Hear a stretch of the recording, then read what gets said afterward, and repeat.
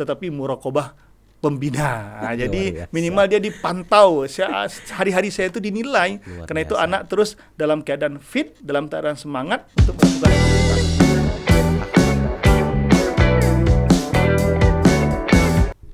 Bismillahirrahmanirrahim. Assalamualaikum warahmatullahi wabarakatuh. Waalaikumsalam warahmatullahi wabarakatuh. Selamat pagi Al-Ustaz. Selamat pagi Ustaz. Alhamdulillah kita dipertemukan nih di podcast yang paling keren nih. Mudah-mudahan keberkahan yang kita dapatkan. Tetapi sebelum kita lanjut nih Ustaz, ada beberapa persamaan di antara kita nih. Salah satunya itu adalah baju. Baju kita ini sama nih Ustaz. Iya. Alangkah indahnya kalau setiap tampilan itu baju itu tetap ada dari sponsor. Ini sukses sponsor nampaknya nih, luar biasa. Ini pertanda nih rating kita udah naik. Amin, amin, amin. Masya Allah. Alhamdulillah, alhamdulillah. Tapi senyumnya Ustadz pagi ini, senyumnya duha nampaknya Ustadz, luar biasa. Berseri dia. Agar penonton ini tidak penasaran nih, dari tampilan Ustadz udah luar biasa, senyumnya juga luar biasa. Terus aura Ustadz itu juga luar biasa. Supaya nggak penasaran nih, mungkin Ustadz perkenalkanlah Ustadz secara singkat ini, detail siapa sih Ustadz ini sebetulnya. Mungkin untuk perkenalan silahkan Ustadz. Baik. Bismillahirrahmanirrahim. Assalamualaikum warahmatullahi wabarakatuh. Waalaikumsalam warahmatullahi wabarakatuh. Teman-teman semuanya, ayah bunda, semua pecinta IBS dan yang senang dengan pesantren podcast IBS kita. Perkenalkan, saya Jumakri di asrama selaku kepala, diamanahkan oleh yayasan pimpinan untuk menjadi kepala asrama, menaungi santri kita sebanyak 659 santri putra. Dan pendidikan saya juga santri, dan selama lebih 23 tahun saya berada di pesantren. Dari tahun 1999 saya nyantri di pesantren di Duri, pesantren Al-Jauhar. Dan setelah tamat di pesantren, saya juga mengabdikan diri saya di pesantren di Pekanbaru. Masyaallah. Dan sampailah saya selesai kuliah tetap di pesantren, dan hari ini selesai kuliah dan menjadi seorang guru, saya tetap juga di pesantren. Jadi di pesantren itu saya lebih kurang 23 tahun merasakan pendidikan pesantren. Itu Ustaz Boza. Umur Ustaz sekarang berapa nih? Umur saya sekarang kelahiran tahun 1985. 85. Jadi sekarang itu di angka 38. 38. Berarti separuh kehidupan Ustaz di pondok pesantren ya? Iya, lebih dari separuh kehidupan. Berarti masa mentahnya udah tahu lah seperti apa pondok ini kan ya. Alhamdulillah di pesantren pernah jadi santri, pernah menjadi pimpinan juga. Pimpinan juga, Allah. Pernah jadi guru. Luar di biasa. Sekolah juga pernah menjadi wakasis. Luar biasa. Di asrama pernah waka. Dan alhamdulillah jabatan-jabatan strategis di pesantren dah pernah dirasakan, dan semuanya mengasyikkan. Karena kehidupan yang berada di pesantren adalah kehidupan yang membahagiakan. Berarti menunggu jabatan yang strategis selanjutnya. Jabatan kita adalah hamba Allah. Hamba Allah, luar biasa. Jadi Ustadz, ini ada bocoran nih. Ustadz di samping sebagai kepala asrama, sebagai dai juga ya, ceramah, juga sebagai motivator. Betul nggak itu Ustaz? Motivatornya pada dasarnya kita semua adalah motivator. Masya Allah. Menyampaikan kebaikan, dan kebaikan itu dilakukan oleh orang, dan menyampaikan kebaikan, dan kebaikan itu disampaikan lagi kepada orang lain. Itu adalah motivator. Motivator itu adalah memotivasi seseorang dari malas menjadi rajin, dari tidak tahu bagaimana menjadi tahu, dari tidak semangat menjadi semangat. Berdasarnya kita adalah motivator. Tapi ada yang sifatnya memotivasi face to face, ada yang sifatnya di audien yang banyak, dan alhamdulillah saya telah diamanahkan oleh seorang guru yang bernama Gus Reza, motivator internasional dan pembicara 24 jam non-stop, dan beliau lah motivator pertama yang berada di Indonesia yang muncul di layar TV. Masya Saya mendapatkan gelar dari beliau dan ilmu dari beliau. Dan selain memotivasi kegiatan saya, selain di asrama juga menjadi seorang pembina pramuka. Oh, itu luar biasa. Dan juga alhamdulillah diamanahkan di Riau menjadi struktur di Kuarda, itu Andalan Bina Muda. Luar biasa. Urusan Sako yang berada di Riau. Ternyata sosok seperti Ustadz ini langka sepertinya. Multifungsi. Di samping jadi dai, motivator, kepala asrama. Ini sebetulnya Ustadz, pasti dari luar ini banyak yang menginginkan seperti sosok seperti Ustadz di lembaga-lembaga. Ini pertanyaannya agak sedikit menggelitik ini Ustadz. Ini mohon maaf. Siap. Mengapa Ustadz betah di IBS? Memang banyak pertanyaan dari teman-teman. Atau memang IBS ini luar biasa ya?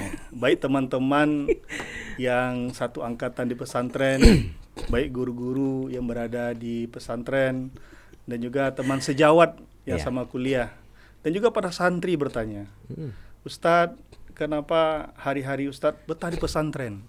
Apakah Ustadz takut keluar dari zona aman Ustadz? Masya Allah. Saya sampaikan, hidup kita adalah memberi arti.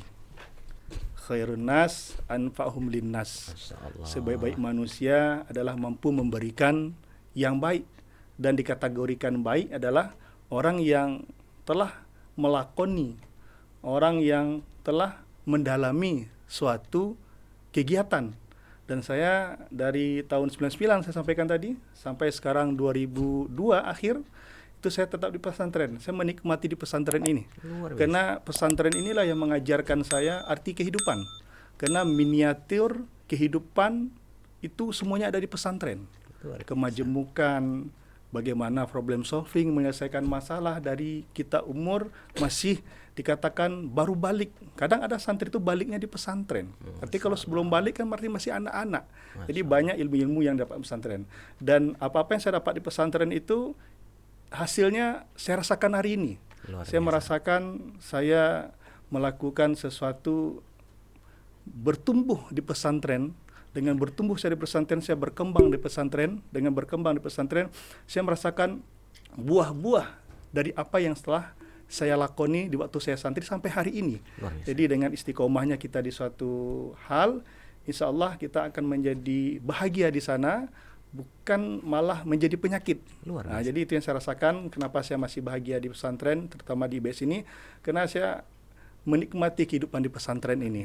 Karena saya mengatakan hari-hari saya lebih senang di pesantren, walaupun berada di rumah, karena pikiran itu di pesantren. Rindu dengan pesantren. Rindu pesantren, karena itu istri, anak, itu menyampaikan, Abi lebih banyak di pesantren daripada di rumah. Saya sampaikan kepada anak-anak saya, sampai kepada istri saya, anak akan mengetahui siapa abinya, dia akan mengikuti nanti apa yang dilakukan oleh orang tuanya. Masya Allah. Ada sebuah statement, dia tidak Islam, seorang pengacara terkenal. Dia berkata, ternyata pondok pesantren itu tidak menakutkan. Kan banyak di luar nih, Ustadz, pondok itu ibarat penjara. Salah ternyata. Dan itu yang berkata itu bukan orang Islam. Katanya di pondok pesantren itu tangan saya ini, katanya, kena cium, itu non Islam loh.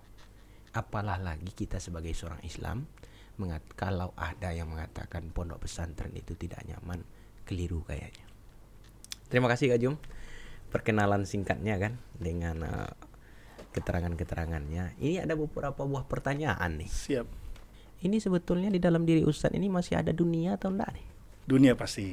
Karena dunia doa kita kan akhirat, ya? Rabbana atina fid dunya hasanah wa fil akhirati hasanah wa qina azabannar. Fa inna dunya balagun ilal akhirah. Karena dunia inilah yang mengantarkan kita ke surga. Betul. Tidak akan mungkin kita masuk surga sebelum kita berada di dunia. Pasti ada di dunia. Betul. Tapi jadikanlah dunia ini sebagai pengsukses kita di akhirat, Ustaz ya. Amin. Jadi kalau ada yang berkata Ustaz tidak cinta dunia, salah. Tapi Ustaz ini cinta dunia untuk bekal ke akhirat. Siap. Tuh dia. Sesuai. Jadi ini Ustaz, kepala asrama otomatis Ustaz ini 600 berapa tadi Ustaz? 659 santri. 659 santri ya.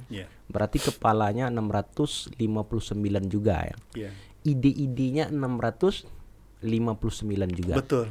Oh, kalau yang Ustadz bawahi ini berapa orang? Baik, untuk struktur kita di asrama itu, karena itu luar biasanya IBS seperti itu. Ada ciri khas di IBS ini, itu ada guru di sekolah yang melakukan kegiatan belajar mengajar atau disebut dengan transfer knowledge, pengetahuan, itu dari jam 7 pagi sampai jam 4 sore. Dari jam 4 sore sampai nanti jam 7 pagi lagi, itu diamanahkan ke asrama. Itulah yang disebut dengan pembina asrama. Pembina asrama ini berjumlah 23 orang. Masya Allah. Nah, dari 23 orang ini terdiri dari bagian-bagian. Yang pertama ada namanya TU yang menginput semua kegiatan kita. Karena aktivitas di asrama ini sama dengan sekolah. Banyak hal yang diinput, banyak hal yang dinilai. Masya Allah. Nah, karena nilai ini akan kita evaluasi terus bagaimana anak ini bertumbuh dan berkembang. Masya Allah. Yang kedua, ada ustadz yang diamanahkan khusus untuk di asrama-asrama. Satu ustadz memegang 40 santri. Dan inilah yang dilihat aktivitasnya sehari-hari dan pembentukan karakter. Karena satu ustadz 40 orang. 40 santri. 40 santri. Ternyata guru kita ini hebat, Ustaz. Kalau orang tua santri aja paling anaknya 10 ya. Dua orang tua 10 anak.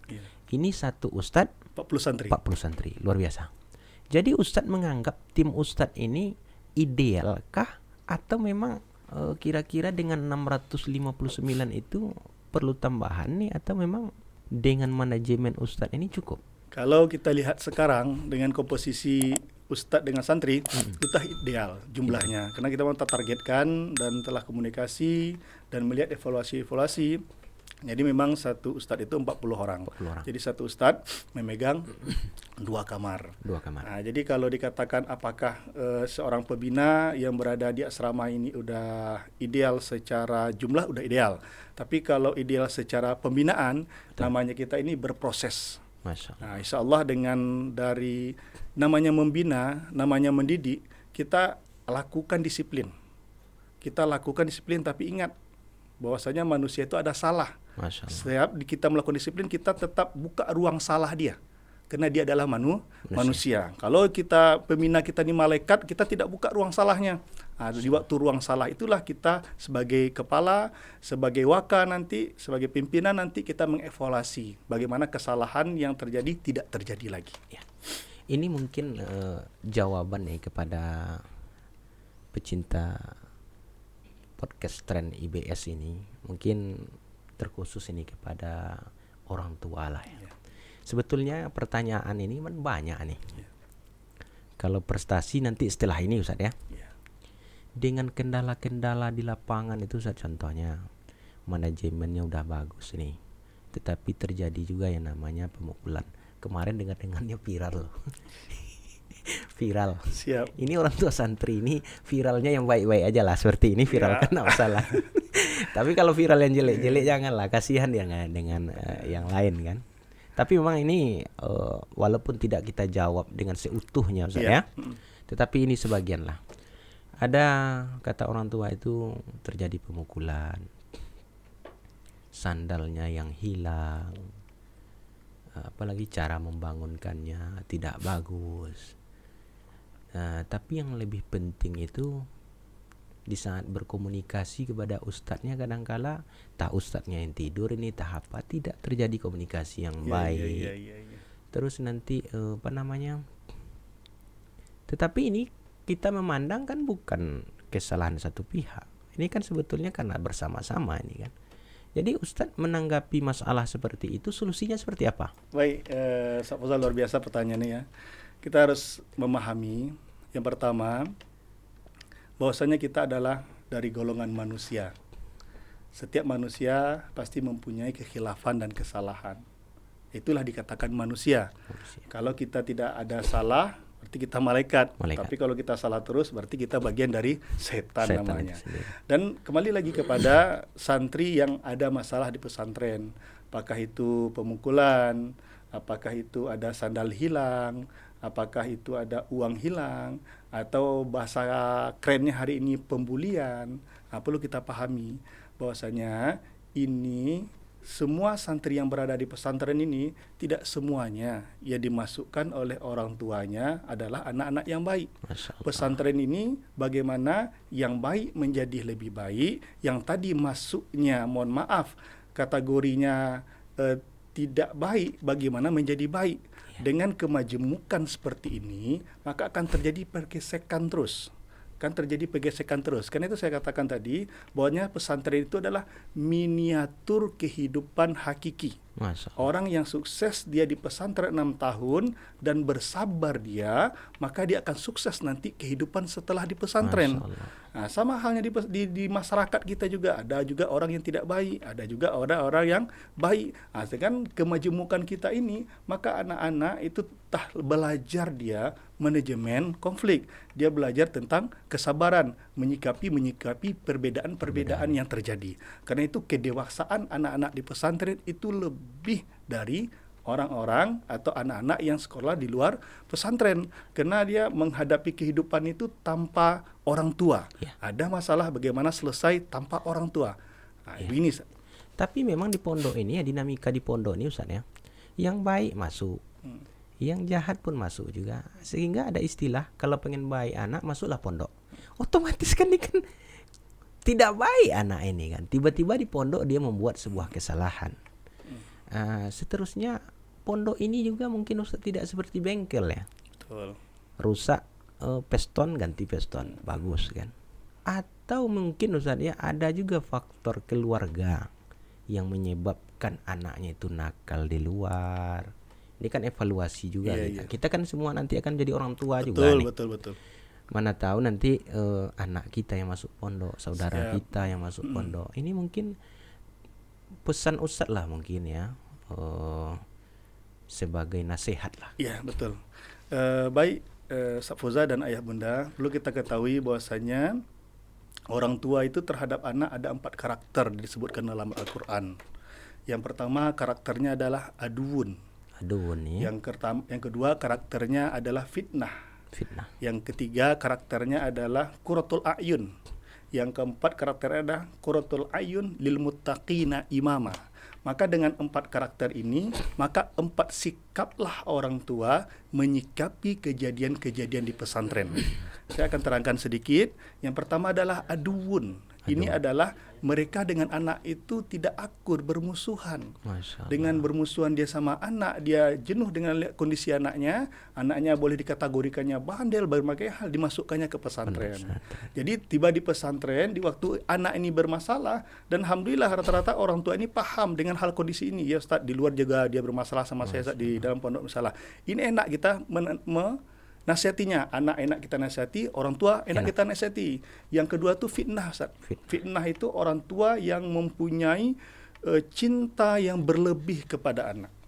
Cinta berlebihan kepada anak, sehingga dia tidak rela melihat ada kejadian-kejadian di anaknya. Apakah itu tersakiti secara fisik, apapun tersakiti secara lisan. Karena di pesantren kan pembinaan semuanya, itu akan terjadi. Tapi cinta kepada anak itu kan bagus. Bagus, tetapi cinta kepada anak kalau yang sampai fitnah, kita hilang akal sehat kita, yang membuat sesuatu itu yang benar adalah anak kita, dan kita tidak mendengar bahwasanya setelah didegradasi ternyata anak kita yang salah, tapi kata anak kita dialah yang benar, tetap kita memikirkan anak kita. Ini namanya fitnah. Jadi anak itu melemahkan kita, membuat kita menjadi cinta kepada anak sehingga menghalalkan berbagai cara. Ini yang terjadi di lapangan itu. Ini ibaratkan orang menitipkan motor di parkiran, dia taunya anaknya baik.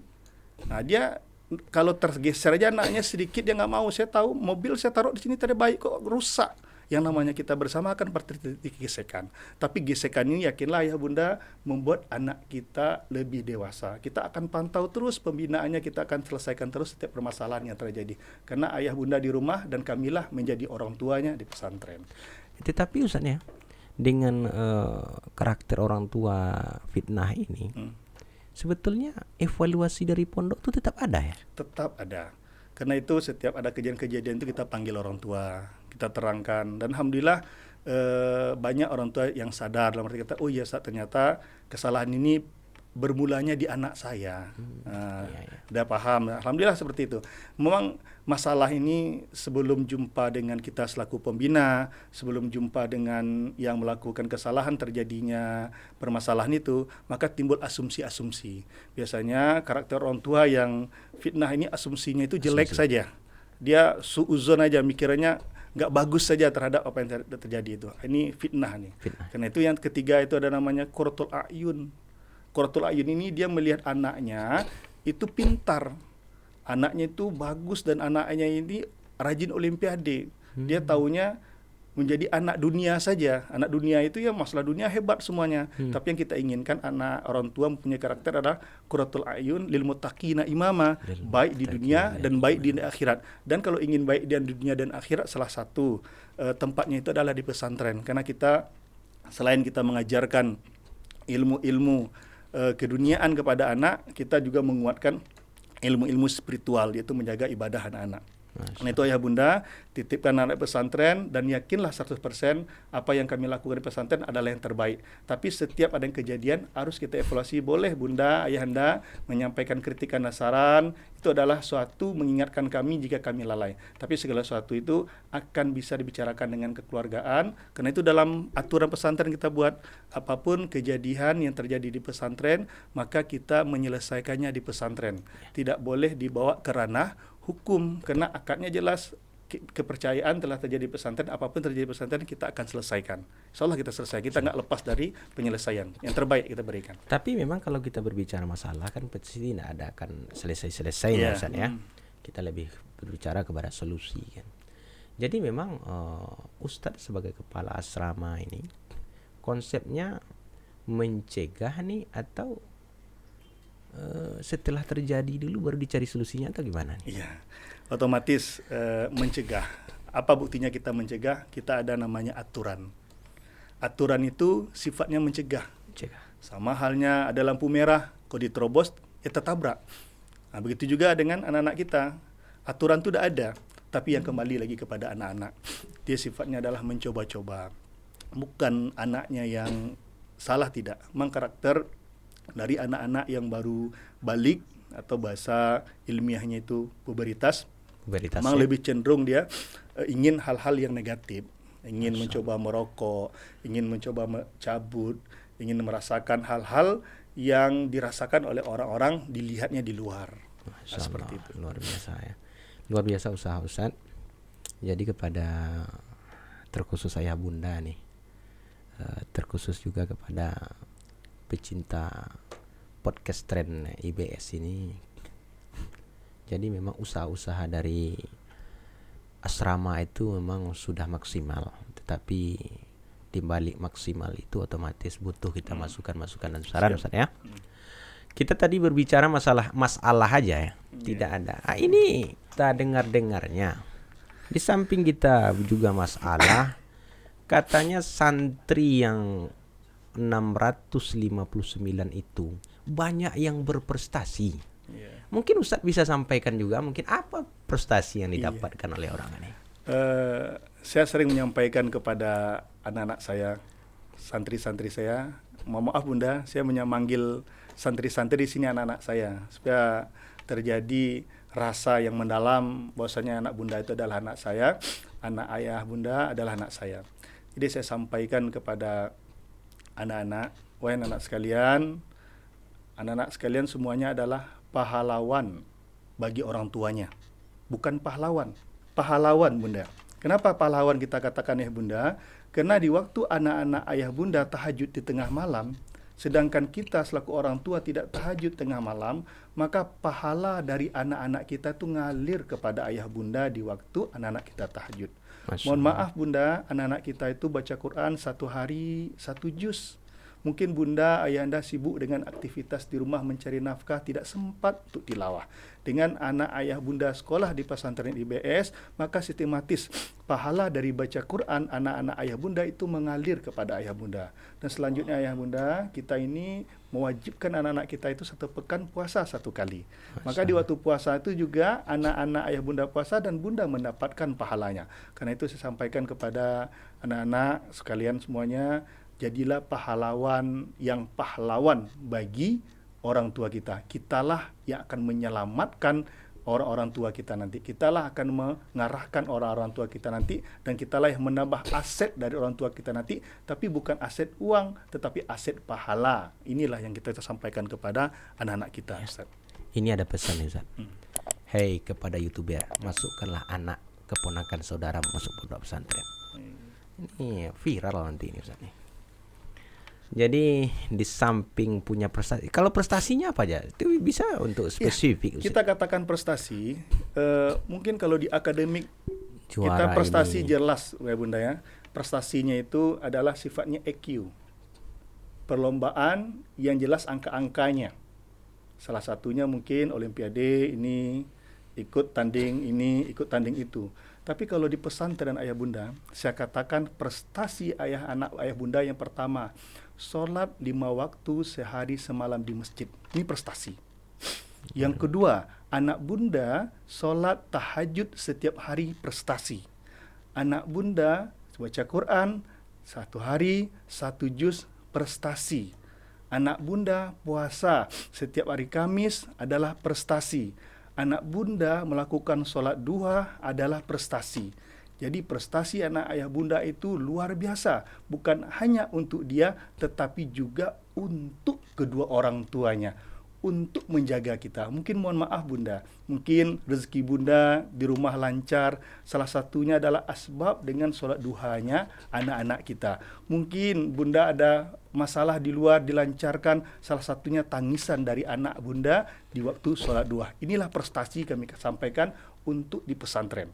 Nah, luar biasanya bunda, karena itu berbahagialah anak kita berada di pesantren karena menjadi pahlawan untuk kita. Ya. Ini pertanyaan yang menggelitik ini. Kita kan tadi ada bicara dunia juga nih. Iya. Prestasi dunianya apa? Ya, kalau prestasi dunianya pasti anak-anak kita ini emosionalnya lebih terjaga. Ya, ekstrakurikuler. Kalau itu dikondisikan di sekolah. Di sekolah. Di sekolah. Kalau kita di asrama kita katakan prestasi itu hubungan sosialnya bagus. Dia siap menerima perbedaan. Karena di pesantren itu adalah Nusantara. Kenapa saya katakan pesantren itu Nusantara? Karena di pesantren itu kemajemukan terjadi.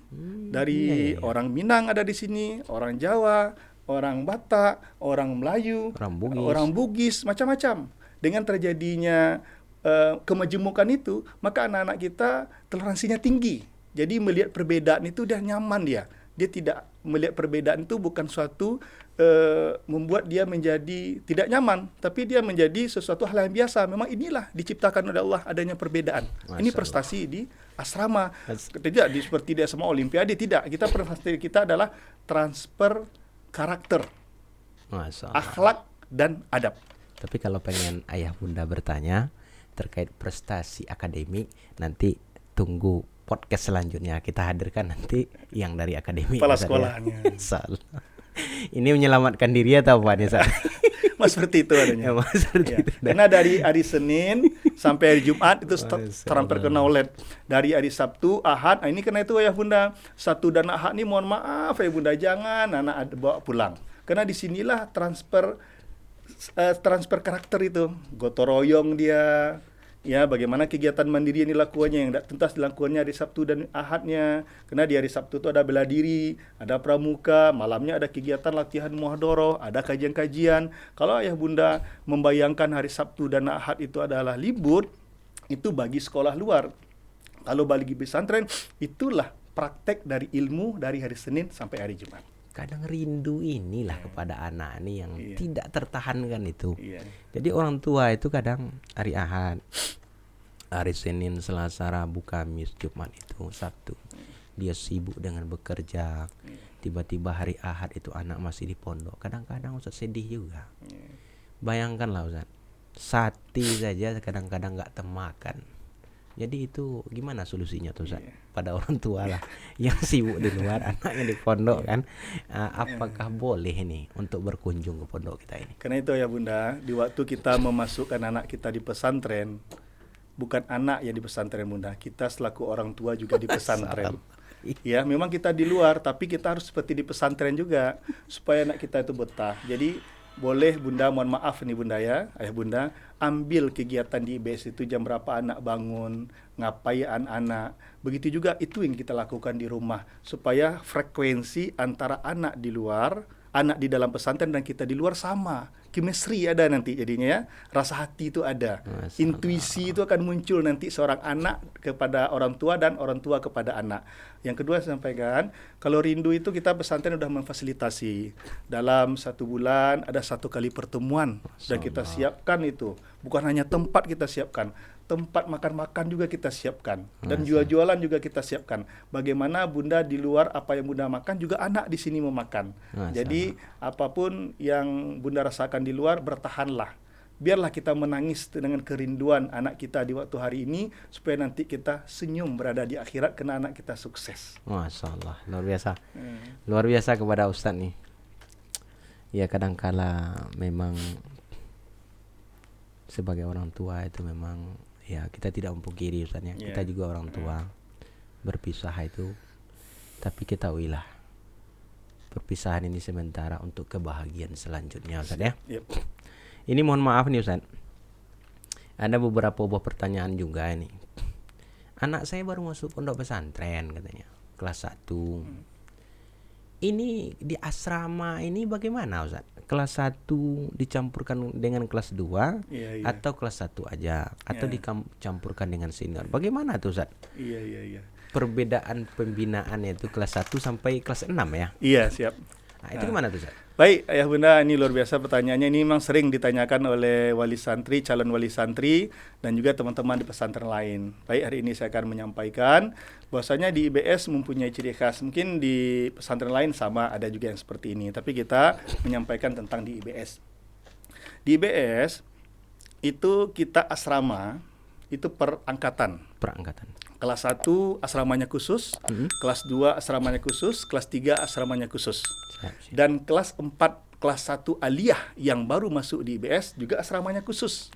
Jadi yang nanti asrama majemuk itu adalah kelas 4 yang dari kelas 1 di IBS. Udah tahun keempat dia baru kita gabungkan dengan kelas 5, kelas 6. Begitu juga yang kelas 4 baru yang kita majemukkan nanti adalah di kelas 5. Baru dia gabung. Kenapa ini kita lakukan? Supaya nanti, mohon maaf, kan ada bahasa kita di lapangan itu senioritas. Sebetulnya senioritas ini di keluarga juga ada senioritas. Anak pertama senior, anak terakhir junior. Otomatis abang kadang kelahi sama adik, ya, karena itu anak kita sama anak kita kadang berdarah juga.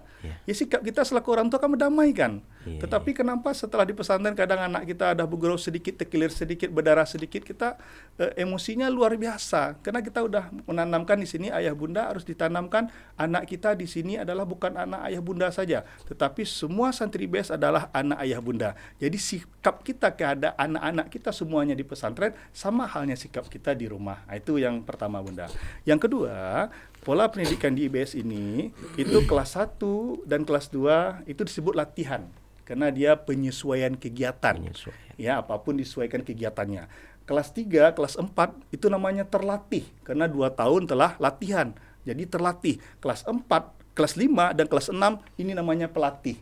Kenapa kita namakan pelatih? Karena dia udah bagian dalam pendidikan. Dia udah turun untuk membantu para pembina, para ustadz, kiai untuk membantu adik-adiknya. Karena dia mempunyai pengalaman. Nah, inilah sama kita di rumah juga. Ada anak pertama, kita suruh membantu adik yang kedua, melihat anak yang kedua, sama halnya seperti di mana. Jadi pola pesantren ini mudah sama dengan pola keluarga kita di rumah. Cuman jumlahnya lebih, skalanya lebih besar. Kalau di rumah mikro, kalau di pesantren kan makro. Nah, ini yang harus kita pahami supaya kita tenang merasa anak kita di pesantren. Nah, itu Ustaz. Jadi itu mulai dari pembinaannya ya. Kamarnya juga berbeda tuh Ustaz. Ya. Komposisi kamarnya. Komposisi kamar itu semua yang saya katakan tadi, kalau kelas 1 itu asramanya Saudi itu kelas 1 semuanya. Nah, ada 10 kamar itu kelas 1 semuanya. Jadi kalaupun nanti mohon maaf ya bunda, ada pun terjadi gesekan itu sama umur dan sama kelas. Nah, jadi insya Allah tidak fatal lah kalaupun ada yang nama gesekan itu pasti terjadi. Artinya kalau dia sama dia juga ayah bunda bisa nerima satu angkatan, satu kelas aman. Biasanya agak sulit menerima ini adalah antara abang dan adik gitu. Ini Ustaz lagi. Ya. Kalau anak-anak kita tuh kelas 3 SMP itu kan puber tuh Ustaz ya. Iya. Itu ada nggak polanya di pondok ini terkhusus di IBS? Iya. Bagaimana kita itu membina dia dan pubernya ini kepada positif? Iya. Gimana Ustaz? Baik, ya Bunda. Memang kita di pesantren ini khusus anak-anak kita kelas 3, kelas 4 ini itulah masa-masa balik, masa-masa puberitas dikatakan hari ini. Yang pola kita lakukan adalah kita mendekatkan kepada spiritual. Ya. Nah, di waktu-waktu kelas 3 ini kita kuatkan spiritual. Salah satunya, mohon maaf, kita mengajarkan anak-anak kita mandi junub. Kita mengajarkan mandi junub, kita sampaikan sama anak-anak kita batasan-batasan yang bisa dilihat oleh orang dan tidak boleh dilihat oleh orang. Batasan-batasan hal yang boleh dipegang oleh orang di tubuh kita ini, hal-hal yang tidak boleh dipegang di tubuh kita ini oleh orang. Ternyata itu udah disampaikan. Disampaikan. Tujuannya apa? Karena supaya anak-anak ini paham dia apa yang harus dijaganya dan apa yang betul-betul harus dipertahankannya harga diri. Nah, ini kan seorang muslim kan harus seperti itu, memperlakukan apa-apa yang telah dibatas-batasi oleh Rasulullah dan dibatasi oleh Allah. Itu pertama kita lakukan. Yang kedua kita lakukan, kita sering kajian, Ustaz. Kajian ya. Kajian, kita kasih kajian yang namanya anak-anak itu kita kasih kajian. Kajian dalam arti kata ketika kasih kajian sirah. Namanya anak umur-umur pubertas itu dia suka bergerak. Jadi bergeraknya itu kita arahkan bagaimana Khalid bin Walid, bagaimana Umar, bagaimana Utsman, bagaimana Muhammad Al-Fatih. Jadi kita ceritakan kepada anak-anak itu cerita heroik, cerita-cerita hero. Nah, dari waktu itu balik itu dia inspirasinya udah luar biasa, cita-citanya udah luar biasa. Nah, ini yang kita tanamkan kepada anak. Selain itu juga umur-umur ini harus kita gerakkan anggota tubuhnya. Karena itu fasilitas olahraga kita lengkapi sampai ada sport seperti TNI itu kita punya, ada sit up, ada semuanya kita punya. Jadi supaya anak semua lengkap, supaya anak-anak ini bebas mengeksplorkan dirinya supaya tidak mengarah kepada hal-hal negatif. Jadi sebetulnya yang puber ini tidak salah Ustaz ya. Itu kan pertumbuhan ya. Pertumbuhan. Tinggal lagi kita arahkanlah kepada kebaikan-kebaikan ya. Iya. Luar biasa. Sampai hal yang sekecil itu pun tetap kita bina ya di pembinaan ini. Iya. Luar biasa memang. Kepada tim asrama nih. Luar biasa nih. Baik Ustaz, ini ada lagi nih ciri khas nih dari keunggulannya lah dari pembinaan di IBS ini apa nih? Baik, kita di IBS ini memang mempunyai pola penilaian yang kita namakan dengan recording. Jadi kegiatan anak 24 jam itu kita nilai ayah bunda. Sampai-sampai ada beberapa pesantren yang mengunjungi IBS. Ini para pembina seperti Rokib dan Atib ini mencatat amal baik dan amal buruk para santri kita. Pada dasarnya memang harus seperti itu bunda. Memang anak-anak kita ini dari bangun tidur aja kita langsung nilai. Dia bangun sendiri atau dibangunkan, kita kasih nilai. Begitu juga dia melakukan aktivitas mandi juga kita nilai. Membersihkan kamarnya juga kita nilai. Jadi penilaian itu ada 33 item dalam satu hari itu kita nilai anak-anak kita. Dan perlu ayah bunda ketahui juga setiap penilaian di asrama ini akan mempengaruhi semua mata pelajaran yang berada di sekolah. Ada 10 mata pelajaran di sekolah, maka ke 10 mata pelajaran di sekolah itu mempengaruhi nilai dengan nilai recording ini. Dan maksimal dari nilai recording ini anak 16. Jadi 16% dari setiap mata pelajaran itu adalah bersumber dari nilainya sehari-hari di pondok. Jadi kalau sehari-harinya di pondok bermasalah, walaupun dia nilainya tinggi, nilainya jadi tidak bagus. Karena memang kita mengambil ini filosofi atau hadis dari Rasul. Innama bu'istu liutammima makarimal akhlak. Kita lebih mengutamakan akhlak. Karena itu nilai akhlak ini, nilai recording ini kita masukkan kepada semua mata pelajaran. Inilah membuat anak itu berhati-hati dia melakukan aktivitas karena akan pengaruh terhadap semua mata pelajaran. Sebetulnya membiasakan anak untuk selalu berbuat baik. Iya, dia menganggap muraqabah. Muraqabahnya bukan muraqabatullah, tetapi muraqabah pembina. Jadi minimal dia dipantau. Hari-hari saya itu dinilai. Karena itu anak terus dalam keadaan fit, dalam keadaan semangat untuk melakukan aktivitas. Ternyata akhlak dan adab itu menentukan terhadap nilai itu nilai sendiri. Semuanya. Masya Allah. Ini Ustaz ada nih selentingan nih dengar nih. mau penerimaan santri baru. Ya. Apakah betul nih, Ustaz? Iya. Iya ya Bunda, kami dari pesantren IBS telah membuka pendaftaran santri baru di bulan Oktober ini, dan nanti sampai bulan Desember kita akan tutup karena kita cuma 2 bulan pembuka pendaftaran, dan untuk kuota memang terbatas. Ya. Sebab itu bagi ayah bunda yang ingin bergabung di IBS, ingin merasakan belai kasihan dan pola pendidikan IBS, silakan mendaftarkan anaknya. Insyaallah kita akan bina anak-anak kita sesuai dengan target kita, karena kita mempunyai 4 pilar namanya. 4 pilar 4 pilar, jadi ciri khas santri IBS itu harus mendapatkan 4 hal ini. Yang pertama Al-Qur'annya. Bagaimana Al-Quran kita ini bagus, 10 juz nanti dia capai. Yang kedua bahasanya. Yang ketiga pendidikan keagamaannya. Yang keempat itu pengabdian. Bagaimana dia mengetahui bahwasanya dia harus mengabdi, dalam arti kata melakukan hal yang bermanfaat bagi orang lain. Dan insya Allah juga kita mempunyai tagline atau moto di pesantren ini, bagaimana membentuk santri-santri kita yang soleh. Dan bukan hanya sekedar soleh, tapi dia muslih juga. Dia melakukan perbaikan kepada orang lain. Peduli. Yang kedua, peduli. Peduli ini ya bagaimana dia menjadi seorang yang mampu memperhatikan temannya di waktu salah, dinasihatinya, di waktu dia benar, dia mampu mengajak temannya dalam kebenaran, dan berangkulan dalam segala kegiatan. Yang ketiga itu memimpin. Karena ini yang sulit hari ini. Karena kita ingin anak-anak kita ini memimpin, yaitu bagaimana mengarahkan segala sesuatu itu bermuara kepada Allah. Intinya yang dilakukannya adalah semuanya berpahala dan menghindari hal-hal yang berbau dengan dosa. Masya Allah, luar biasa. Terima kasih kepada Al-Ustadz yang telah menyempatkan waktunya ya, terkait dengan bagaimana pembinaan terkhusus di Pondok Pesantren IBS ini. Kepada penonton, kira-kira kalau ada pertanyaan, boleh komentar di bawah ini. Nanti pertanyaan ini nanti akan kami acak, kami pilih, akan menjadi pertanyaan kami untuk podcast selanjutnya. Kepada penonton setia kami, jangan bosan untuk memberikan komentar dan masukannya. Ada buku nih, nah ini buku, boleh ini dibaca nih ya. Buku Santri Multi Passion. Ini mungkin ya. Kalau ada nih yang mau mesan, boleh di kolom komentar ya. Nanti semakin banyak pesanan ini, nanti ini semakin penunjang untuk podcast kita ya. Mungkin kepada orang tua santri, ini bagus ini bukunya, luar biasa. Ternyata Ustadz kita ini juga seorang penulis Ustadz ya. Udah banyak buku yang diterbitkan oleh beliau. Tunggu nanti buku-buku selanjutnya, luar biasa. Alhamdulillah, kita tutup dengan doa kafaratul majelis. Subhanakallah wa bihamdika asyhadu an la ilaha illa anta astaghfiruka wa atubu ilaik. Mudah-mudahan Ustaz jangan bosan untuk undangan kami selanjutnya. Kita akhiri. Alhamdulillahirabbil alamin. Assalamualaikum warahmatullahi wabarakatuh.